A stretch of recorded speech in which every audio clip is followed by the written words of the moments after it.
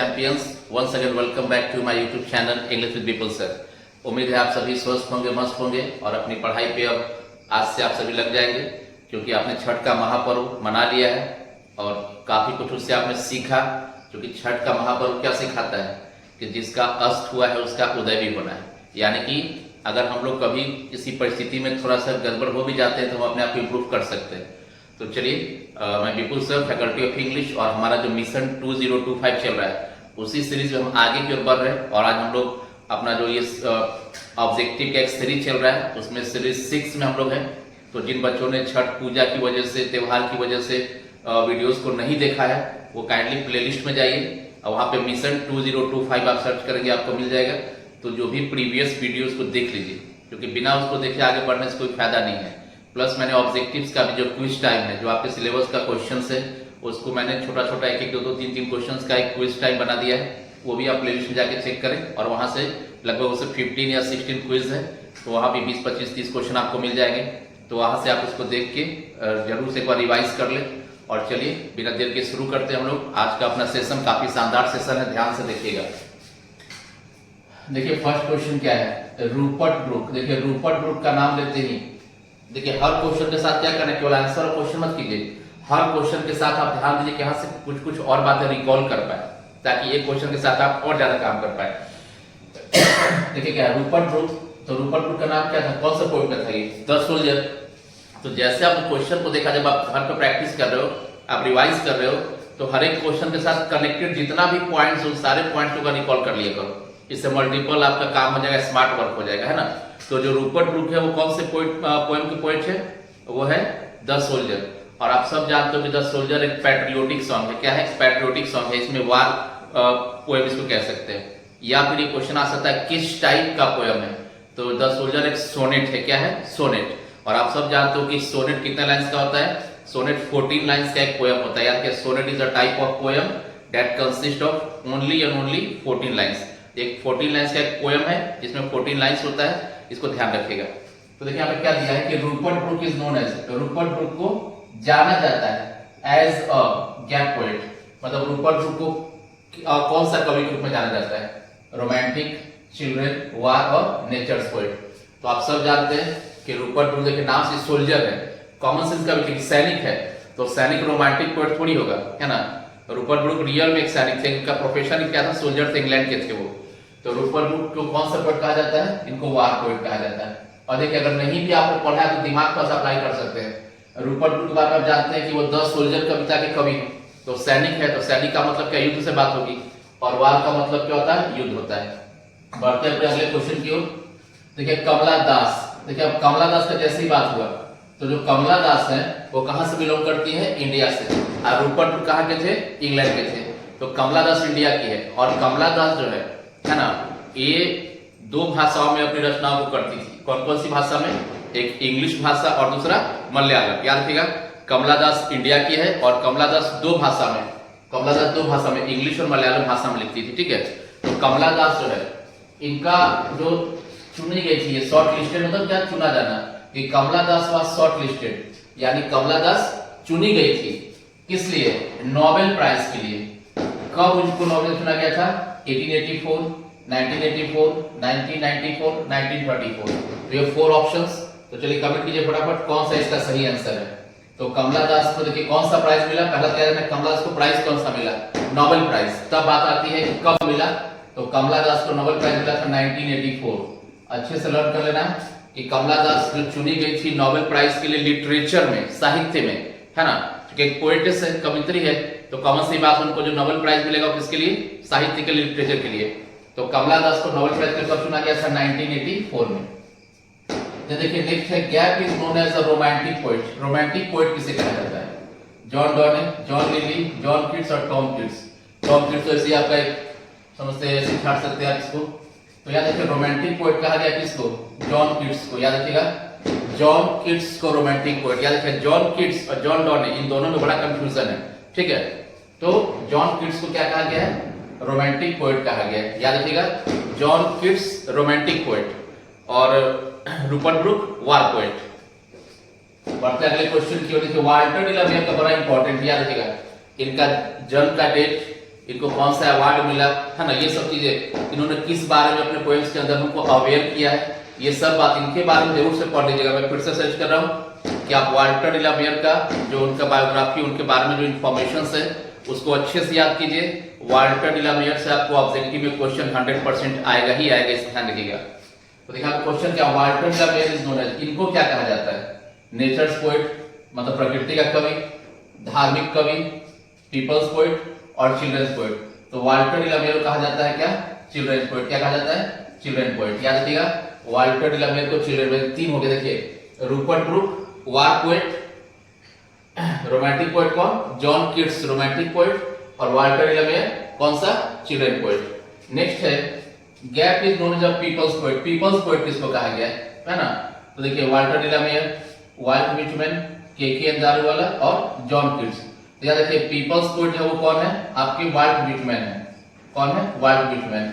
और सिंपल याद करना है, इसमें कोई ट्रिक अपनी के चक्कर में पड़ेगा कि व्हाइट मतलब गोरा, गोरा आदमी कहाँ का होता है, गुलटेरों में पास गोरा आदमी घूमते रहता है, देख लीजिएगा, ठीक है। तो gap is known as people's poet, तो क्या है, वाल्ट विटमैन। तो देखिए चार हो गया आपका, तो Rupert Brooke war poet, John Keats romantic poet, Walter de la Mare children poet और वाल्ट विटमैन पीपल्स पोएट, चारों याद रखिएगा। 5 है gap is known as metaphysical. देखिए मेटाफिजिकल पोएट जो थे ना, ये 17th सेंचुरी का पोएट्स का ग्रुप था, ये लोग याद रखिएगा। मेटाफिजिकल पोएट जो भी थे कब के थे, ये सब 17th सेंचुरी के थे। एक यहाँ सिंपल याद रखिएगा कि मेटाफिजिकल पोएट 17th सेंचुरी के ग्रुप ऑफ पीपल है लोग, ठीक है। तो देखिए क्या है यहाँ पे कि gap is known as a metaphysical poet, Kamala Das, W.H. Auden, John Keats और जॉन डॉन। याद रखिएगा कि John Donne was a metaphysical poet. तो देखिए यहाँ पे सब क्लियर हो गया आपका। रूपर्ट ब्रूक वार पोएट, उसके बाद Walter de la Mare children poet, then John Keats romantic poet, Walt Whitman people's poet और जॉन डॉन कौन है, आपका मेटाफिजिकल पोएट। तो ये 1 से 6 तक आपको अच्छे से क्लियर हो गया। चलिए आगे बढ़ते हैं अपने next question, that is question number 7।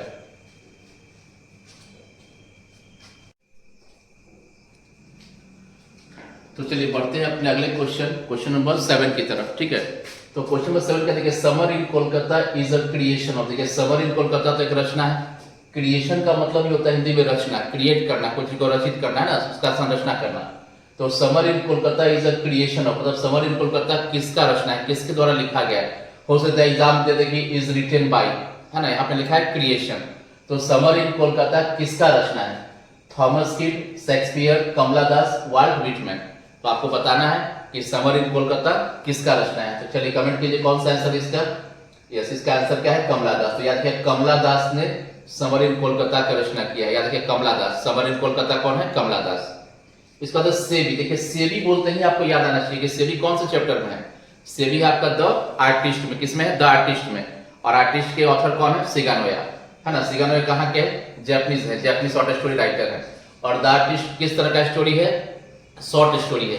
तो ध्यान से सुनिएगा। देखिए मैंने डे 1 से समझाया आपको कि एक एक क्वेश्चन के साथ हम लोग 2-3 एक्स्ट्रा 4 क्वेश्चन एक्स्ट्रा भी ओरली रिवाइज कर रहे हैं, जो कि आप ध्यान से अगर सुनेंगे तो आपको बहुत बेनिफिट देगा। केवल ये नहीं कि आपके सामने 12 क्वेश्चन है, फिजिकली आपको 12 दिखा, लेकिन हम लोग लगभग 18, 19, 20 क्वेश्चंस को डिस्कस करते हैं, कई बार इससे ज्यादा भी डिस्कस कर लेते हैं। तो बहुत ध्यान से सुनिएगा, इसलिए मैं बार बार कहता हूँ कि स्किप मत। कुछ बच्चे क्या करते हैं, केवल बस क्वेश्चन आ गया साइलेंट कर दिया और क्वेश्चन वापस बना लिया, मैं तो बहुत तेज हूँ।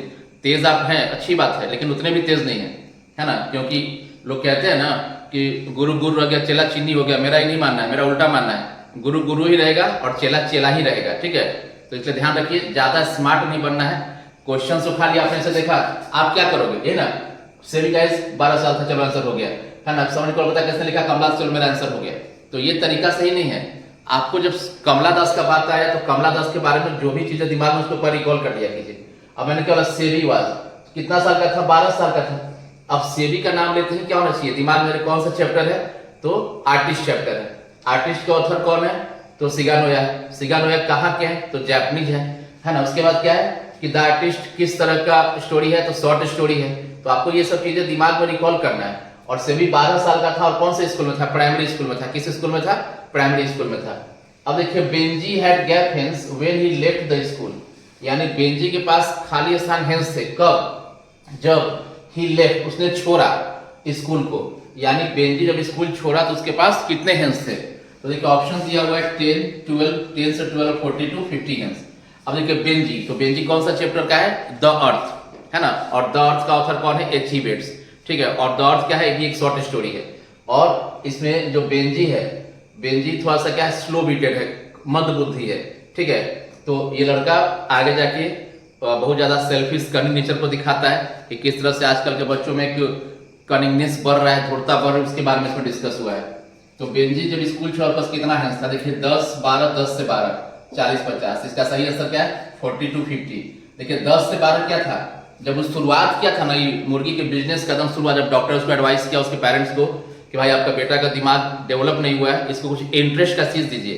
तो याद रखें डॉक्टर ने बेंजी के लिए क्या एडवाइस किया था? यही बोला था कि आप लोग जमीन के लोग हैं, किसान लोग हैं, आप इसको हेंस रखवाइए, है ना। तो लोग हेंस रखना शुरू किया।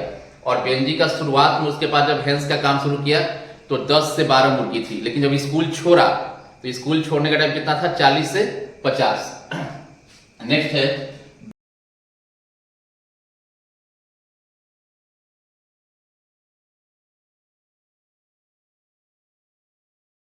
नेक्स्ट क्वेश्चन क्या है? नंबर 10 कि Benjy came to know about, यानी कि बेंजी को मालूम पड़ा के बारे में, बिजनेस ऑफ हेंस, यानी कि मुर्गी के बिजनेस के बारे में थ्रू के द्वारा। यानी यहाँ पे क्वेश्चन क्या करा है कि बेंजी जो मुर्गी का जो काम उसने शुरू किया, हेंस का जो काम शुरू किया, तो उसको उसके बारे में और डिटेल, उसका टेक्निकल नॉलेज कहाँ से मिला? तो देखो ऑप्शन है उसके फ्रेंड दोस्त से, न्यूज़पेपर अखबार के थ्रू, हिज फादर उसके पिता के थ्रू, और एक्सपीरियंस यानी कि अनुभव से। तो इसका देखिए सही आंसर क्या है कि न्यूज़पेपर। याद रखिएगा बेंजी को जो हेंस के बारे में उसके बिजनेस को लेकर डिटेल्स मालूम पड़ा था, वो कहाँ से मालूम पड़ा था? न्यूज़पेपर से, है ना। वो काम तो शुरू से कर ही रहा था, बट जब उसने एक बड़े स्तर पर शुरू किया काम, तो एक दिन चूंकि लिखना पढ़ना तो बेंजी को आता था, आप सब जानते हैं कि बेंजी को लिखना पढ़ना गिनना सब आता था। तो बेंजी को न्यूज़पेपर के थ्रू मालूम पड़ा, क्या क्या मालूम पड़ा था? कि बेंजी की जो हेंस है, हेंस के डिफरेंट डिफरेंट ब्रीड्स को सेपरेट रखना चाहिए, पहला चीज। सेकंड क्या मालूम पड़ा था? एज वाइज, छोटे बच्चों को अलग, बड़ा को अलग, जो मिडिल मीडियम है उसको अलग स्पेसियस होना चाहिए उनका जो जगह है, ताकि उसमें बच्चे आराम से घूम सके, जो भी मुर्गी हेंस रखा हुआ है। प्लस उसमें क्या होना चाहिए? ड्राई, सूखा होना चाहिए जगह, है ना। तो ये सब चीजें उसको मालूम पड़ा था कहाँ से? न्यूज़पेपर से। तो क्वेश्चन 11 क्या है? Benji was the son of, Benji किसका बेटा था? सेबी का, नानू काका का। अब देखिए सेबी तो खुद 12 साल का, उसका बेटा कैसे हो जाएगा? तो सेबी तो होगा नहीं। नानू काका का मालूम आपको, ये पिंच ऑफ स्नफ में है, तो ये होगा नहीं, क्योंकि बेंजी कहाँ पे है? द अर्थ में। बच गया जॉनसन और टन। तो आप सब जानते हैं कि आपके पास जो बेंजी था वो किसका बेटा था? जॉनसन का। और जॉनसन को ओनली वन, उसको एक ही बेटा था। तो जॉनसन का इकलौता बेटा कौन था? बेंजी। यानी कि बेंजी किसका बेटा था? तो जॉनसन का बेटा था। और देखिए नंबर 12 क्वेश्चन है, गैप लैंग्वेज, जो लैंग्वेज है होल्ड्स द थर्ड पोजीशन, उसका तीसरा स्थान है इन द वर्ल्ड, पूरी दुनिया में, इन टर्म्स ऑफ स्पीकर, यानी कि स्पीकर होता है ना, वक्ता, बोलने वाला। तो जैसा अभी मैं बोल रहा हूं तो मैं स्पीकर हूं, तो कौन सी भाषा पूरी दुनिया में थर्ड नंबर पे आती है in terms of speaker? Option है इंग्लिश, हिंदी, लैटिन और फ्रेंच। तो याद रखिएगा कि फर्स्ट, सेकंड, थर्ड, इन तीनों में जब कभी क्वेश्चन पूछेगा कि फर्स्ट है कि सेकंड है कि थर्ड है, तो आपका आंसर तीन ही हो सकता है, या तो चाइनीज, या तो इंग्लिश, या हिंदी, इसके सिवा चौथा कोई नाम नहीं आएगा। तो लैटिन और फ्रेंच तो ऐसे ही खत्म है, बच गया इंग्लिश और हिंदी। तो कॉमन सेंस से इंग्लिश तो आजकल ट्रेंडिंग है ना। तो यहाँ पे आंसर क्या होगा? हिंदी। हिंदी भाषा दुनिया में तीसरे स्थान पे आती है इन टर्म्स ऑफ स्पीकर। तो आई होप कि आपको ये 12 का 12 क्वेश्चंस अच्छे समझ में आ गया होगा। तो सबको थैंक यू, आपने ध्यान से देखा। और एक रिक्वेस्ट है, देखिए बार बार मैं रिक्वेस्ट कर रहा हूँ, कभी कभी लगता है आपको, है ना, कि आपसे रिक्वेस्ट करना ही बेकार हो जाता है। आप लोग ना तो लाइक करते हैं, ना चैनल को सब्सक्राइब करते हैं, है ना। तो अगर आपको पसंद आ रहा है तो आपको लाइक करना चाहिए, नहीं आता तो डिसलाइक का बटन दबाओ कि नहीं पसंद नहीं आ रहा है भाई, है ना, हम वीडियो नहीं बनाएंगे, सीधी सी बात है। तो लाइक दम आज रुकना नहीं चाहिए, जबरदस्त लाइक, कम से कम मिनिमम 100 का टारगेट, 100 कम से कम लाइक आज की वीडियो पे आनी चाहिए। शेयर कीजिए दोस्तों के साथ, और इसमें जो सब्सक्रिप्शन बटन है उसको प्ले कीजिए, है ना, ताकि आपको लेटेस्ट अपडेट्स मिलती रहे। Thank you.